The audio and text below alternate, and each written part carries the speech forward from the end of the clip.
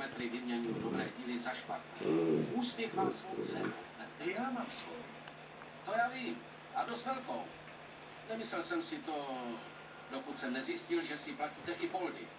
Jde o prvotřídní práci a ne si váží. Už jsem se ten... Jistě, hned. Teď chvíli nebudete potřebovat bankomat. Ve vězení prachy potřebovat nebude. Ani vy. Jste zatčeni. Děláte moc velkou chybu. Ty ukradené díly, co jste od něj koupil, jsou označené. Ty obchody stejně jako tenhle jsme natočili. On ale mluví o muži, kterého jste nikdy neviděl. Než byste zastřelil mě nebo Berneta, bude dávno po ní. Měl byste zahodit tu zbraň.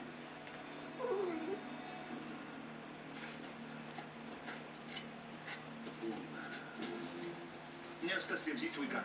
To je něco jako velká rošáda? To ani ne. Jste zatčený k důvodu. Jack Crocker, policie. Gratuluju, Sloane. Právě jste zničil 3 roky tajné policejní práce.